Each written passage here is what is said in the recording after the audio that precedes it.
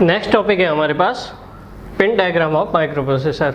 तो pin diagram of microprocessor discuss करने से पहले देख लेते हैं कि अभी तक हमने क्या पढ़ा। अभी तक हम उसको समराइज कर लेते हैं। अभी तक हमने सबसे पहले माइक्रो प्रोसेसर का इंट्रोडक्शन पढ़ा कि हमें माइक्रो प्रोसेसर क्यों पढ़ना ज़रूरी है। उसके बाद हमें देखा कि एक माइक्रो प्रोसेसर है, उसका ब्लॉक डायग्राम क्या होता है, उसमें कौन कौन सी चीज़ें होती है हमारे पास। उसके बाद हमने उसका आर्किटेक्चर डायग्राम डिटेल से डिस्कस किया 2-3 पार्ट में, और हमारे पास आर्किटेक्चर को स्टेप बाय स्टेप हमने समझा। अब आर्किटेक्चर में जो चीज़ें अवेलेबल हैं हमारे पास, उन सारी चीज़ों को हम क्या करते हैं माइक्रो प्रोसेसर में 40 पिन के थ्रू उसको शो करते हैं। तो पिन डायग्राम भी कई बार एग्जाम में क्वेश्चन पूछा जाता है। तो यहाँ पर हमारे पास हेडिंग लगा दीजिएगा pin diagram of micro processor. इससे रिलेटेड भी क्वेश्चन आता है और जो भी थोड़ा बहुत रह गया होगा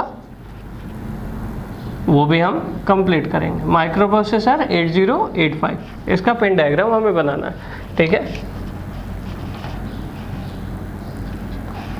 पिन डायग्राम में क्या होता है,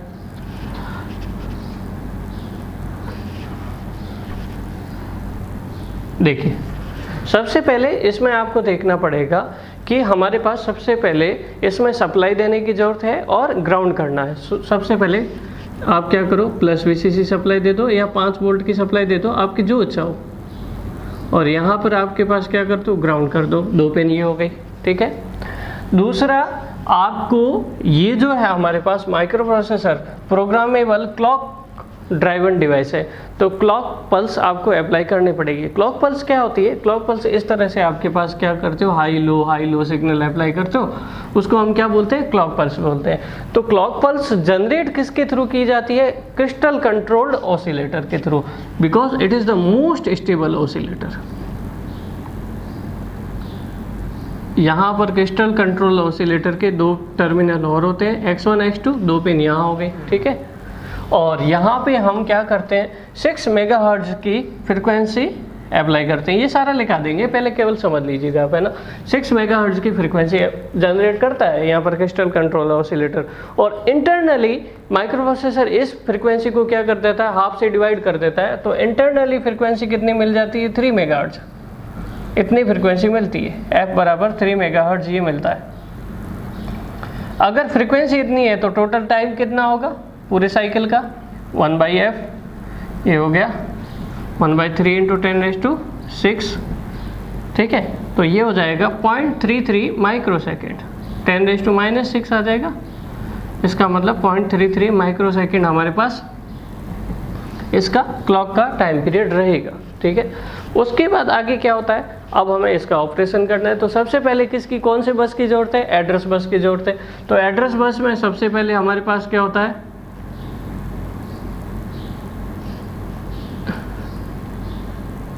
यहाँ पे 8 पिन होती है, AD0 से लेके AD7 तक, ठीक है।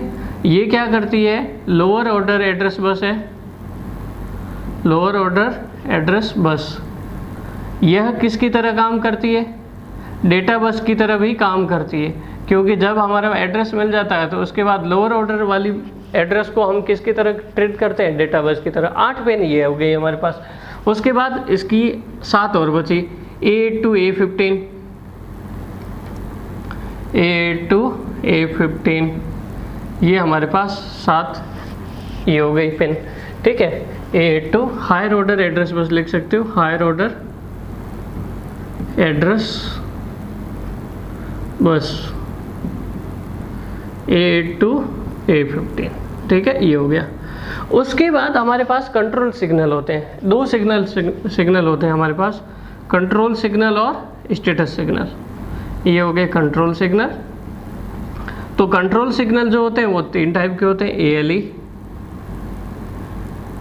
Read, right. ये 3 पिन ये हो गई हमारे पास। और स्टेटस सिग्नल, स्टेटस सिग्नल होती है। स्टेटस सिग्नल में कौन कौन सी पिन होती है, इनपुट आउटपुट मेमोरी, दोनों में से क्या सेलेक्ट करना है, स्टेटस S1 S0, ये होता है। अब यहाँ से हम क्लॉक अप्लाई करते हैं इन, और यहाँ से हमें क्या सिग्नल मिलता है, क्लॉक आउट। मान लो किसी अदर डिवाइस को पास में कोई माइक्रो प्रोसेसर के साथ एक और डिवाइस काम कर रही हो तो उस पेरिफेरल डिवाइस को भी क्लॉक अप्लाई करनी हो तो क्लॉक आउट सिग्नल लेते हैं, ठीक है। और यहाँ पर हमारे पास रहता है रीसेट आउट, इसको भी डिस्कस करेंगे डिटेल से, 1 बाय 1 सबको डिस्कस करेंगे। तो जो चीज़ें डिस्कस कर चुके हैं वो तो रहने देंगे, बाकी जो नई है उनके बारे में डिस्कस करेंगे, ठीक है। उसके बाद एक्नॉलेज, एक्नॉलेज के लिए कौन से होते हैं, HLDA और INTA, एक्नॉलेज के लिए।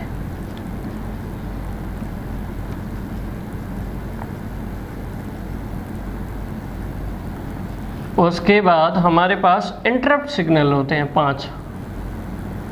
इंटरप्ट सिग्नल कौन कौन से होते हैं, ट्रैप जिसको RST 4.5 भी बोलते हैं, RST 7.5, RST 6.5, RST 5.5 और फिर INTR।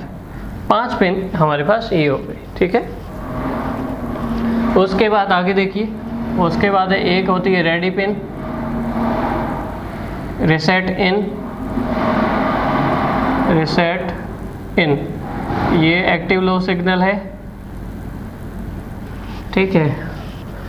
और कौन सी पिन रह गई, serial in, serial out, SID, SOD,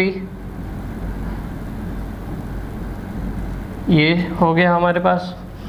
और कोई बची है तो बताओ। और पिन कौन सी है, होल्ड पिन है, उसको भी लिख दीजिए, ठीक है। हम पहले डिस्कस कर चुके, तो जो चीज़ें हमने नहीं डिस्कस की है वो कौन कौन सी है, एड्रेस बस के बारे में, higher address, control signal, status signal, ये सब आर्किटेक्चर में डिस्कस कर चुके हैं। अगर आप सेमेस्टर एग्जाम के लिए प्रिपेयर कर रहे हो तो आपको सेम अगर पिन डायग्राम पूछा जाए तो ये सारा एक्सप्लेन वापस करना है, ठीक है। और ऑब्जेक्टिव के लिए तो आपको पता ही होना चाहिए, सारी चीज़ें इंपॉर्टेंट है ही, ठीक है। आप उसके बाद हम एक्नॉलेज वाले सारे डिस्कस कर चुके हैं, ट्रैप को हम इंट्रोड्यूस कर चुके हैं, ये भी कर चुके हैं। बचा कौन सा है, रीसेट इन और रीसेट आउट, क्लॉक इन, इन सब के बारे में डिस्कस करते हैं। ये 4 पॉइंट बचे, बाकी सब हो गए थे, ठीक है। लिखो ज़रा प्लीज़ सबसे पहले। तो इसमें हमारे पास वैसे एक्सप्लेन तो आपको सब कुछ करना है, ठीक है, लेकिन यहाँ पर हमारे पास केवल 4 ही पॉइंट बच गए। तो उसमें सबसे पहले लिखो क्लॉक इन, सप्लाई इनपुट या power supply input, power supply input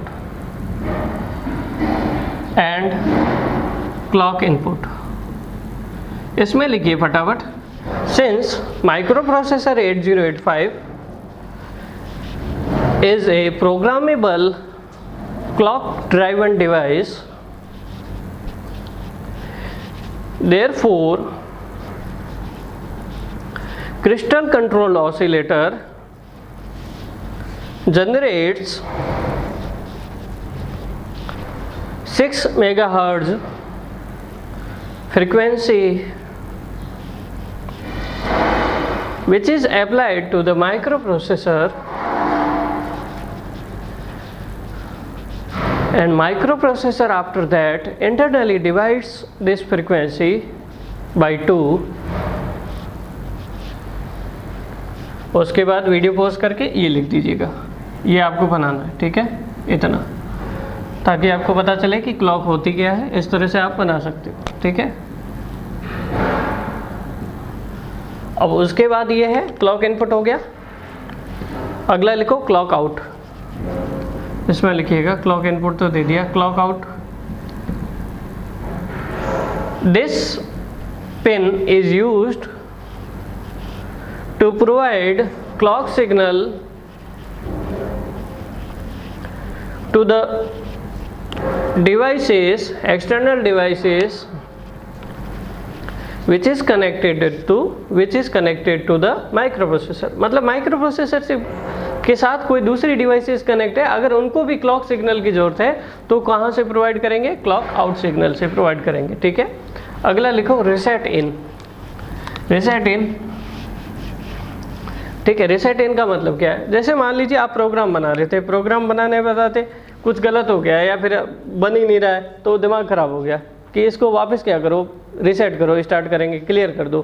तो अगर माइक्रो प्रोसेसर को एकदम स्टार्ट से हमें यूज़ करना है या क्लियर करना है तो रीसेट इन सिग्नल का यूज़ करना पड़ेगा। तो रीसेट इन के लिए क्या करोगे, ये इसके ऊपर बाहर आ रहा है तो ये कैसा सिग्नल है, एक्टिव लो सिग्नल है। इसके लिए आपको यहाँ पे क्या अप्लाई करना पड़ेगा, 0 अप्लाई करते ही फ्लिप माइक्रो प्रोसेसर कंप्लीटली क्या हो जाएगा, रीसेट हो जाएगा और प्रोग्रामिंग हम नए सिरे से स्टार्ट कर सकते हैं। रीसेट आउट का क्या मतलब है ये भी सुन लो। रीसेट आउट का मतलब ये है कि दूसरी जो डिवाइसेस हैं हमारे पास माइक्रो प्रोसेसर से कनेक्टेड एक्सटर्नल डिवाइसेस, अगर उनको भी रीसेट करना हो, क्लियर करना हो कि भाई साहब तुम भी क्लियर हो जाओ, ठीक है, तो हमें क्या करना पड़ेगा, रीसेट आउट सिग्नल उनको अप्लाई करना पड़ेगा। ये एक्टिव हाई सिग्नल है, ठीक है।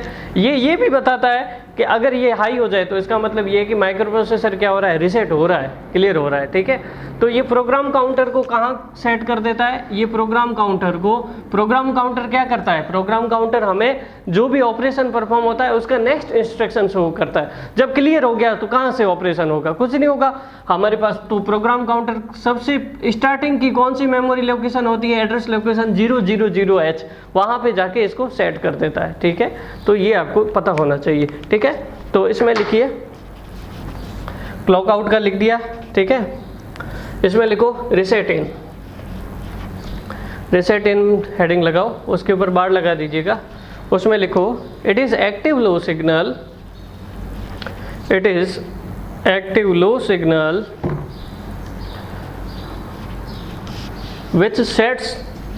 which clears the microprocessor and sets the program counter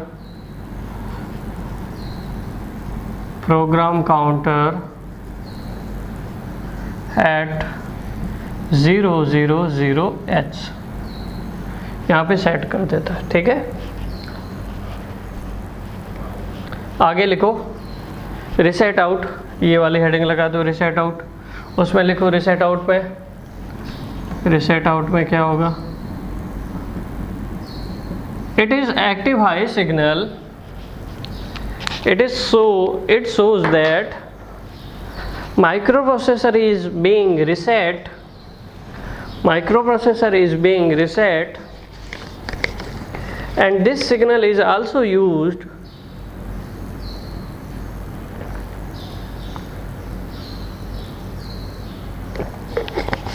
to clear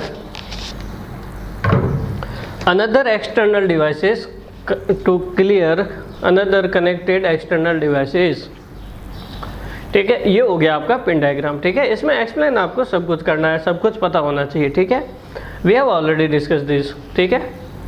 ये हो गया आपके पास पिन डायग्राम। अब आगे डिस्कस करते हैं एड्रेसिंग मोड, वो क्या होते हैं उनके बारे में सीखते हैं, ठीक है। अब कहानी थोड़ी दिलचस्प होती जाएगी, लेकिन एक बात सुनिएगा ज़रा, ये बात आपको पता होनी चाहिए कि किसी भी टॉपिक में आगे बढ़ने से पहले आपको पुराना सारा याद होना चाहिए माइक्रो प्रोसेसर में, अदरवाइज मत बोलना कि हमें नहीं आ रहा है, ठीक है। आपको कॉन्फिडेंस तभी आएगा जब पुराना सारा क्लियर हो। ये टेक्निकल में हर जगह अप्लाई है, टेक्निकल का कोई भी सब्जेक्ट पढ़ लो, आपको इंटरेस्ट ऑटोमेटिकली डेवलप होता है अगर आप प्रीवियस वाला बिल्कुल ढंग से और परफेक्ट कर लेते हो। उसको रिवाइज करिए फिर आगे बढ़िए, इट इज़ माई सजेशन, ठीक है। अब आगे देखेंगे एड्रेसिंग मोड।